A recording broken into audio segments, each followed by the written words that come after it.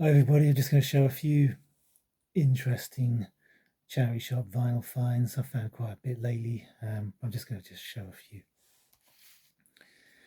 Electro Hippie's The Only Good Punk is a dead one. 1988 hardcore. You see the vinyl there, it looks like there's about 20 tracks on the side, which there isn't. There's about 8 tracks on the side. The only time I've seen a record like that is the Residence commercial album, which has 20 tracks on the side. It just plays like a normal record. There's hardly a gap between the songs. It just looks bizarre, but it plays like a normal disc. File it next to discharge. Hear nothing, see nothing, say nothing, or whatever that order is. Yeah, there you go. An intense listen. Great find. This one, the Fatback Band, People Music, 1972, their second album. Very difficult to find over here generally. And this is an original on Perception in excellent condition. And it has that wonderful early 70s soul funk production. Good deep bass, strong, clear sound, lovely sound to it. But the songs themselves are the thing that makes it. And just the groove, it's the groove. Great album. Copy of the Pixies Doolittle. Why am I showing it? Again, it's not an easy charity shop find. I already found one before in a charity shop, a reissue. I'm showing this because this is the first press with the book. Although the book has rusted staples and it'll probably fall to bits next time I touch it. Here's a copy of Abbess Hildegard of Bingen, Gothic Voices. We all know it and have seen it. 1982 now, so 40 years old. 40 years ago, it was a big brouhaha about it all, like a newly discovered music by the abbess herself, and obviously influenced 4AD artists like Dead Can Dance, etc. Without a shadow of a doubt. A lovely record, of course, absolutely beautiful music. Here's an original copy of The Cure's Disintegration. Nice find. Not something you see every day, but yeah, probably a bit of a dreary album like the Pixies.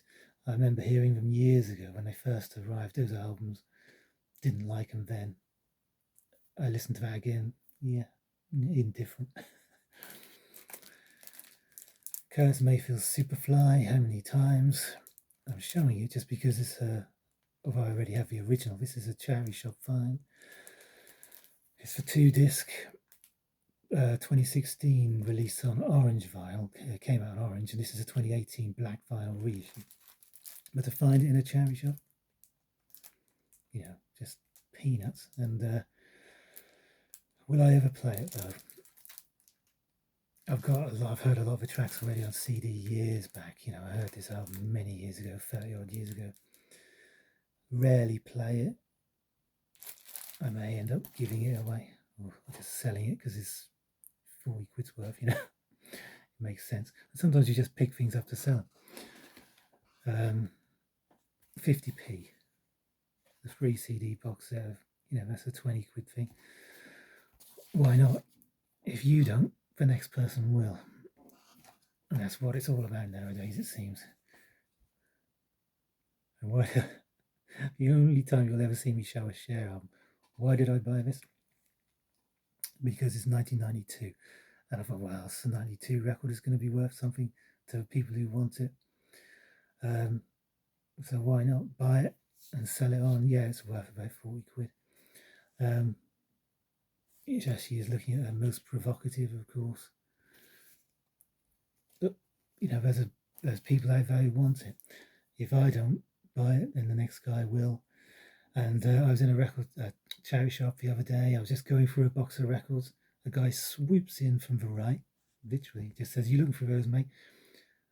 As I'm going through them, he's just whipping them out in front, literally that fast, as I'm actually looking through the box, without saying a word. He says, "Across me." I'm just like, "Get a life, mate," I didn't say anything to him. I just thought, I've seen this sort of stuff so many times. It's kind of repulsive, and it just gets on your nerves. You get so sick of it.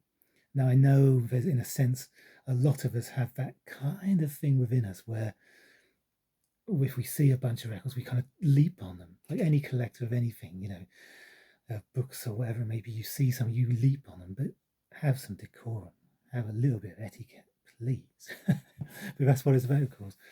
I went through them, I took a few bits, he just took the lot, just took them all, just know he's just going to flog on. It,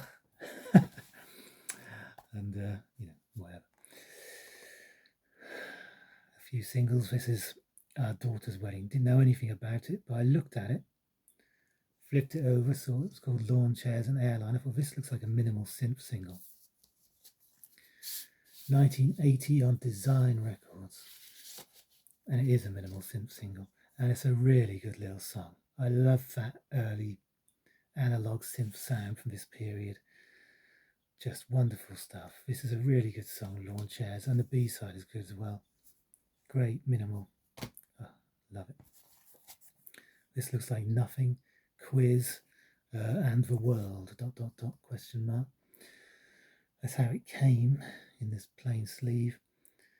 It's a bit of a power pop. It's not a gem by any means, but it's one of those that will sell for 50 or 60 quid.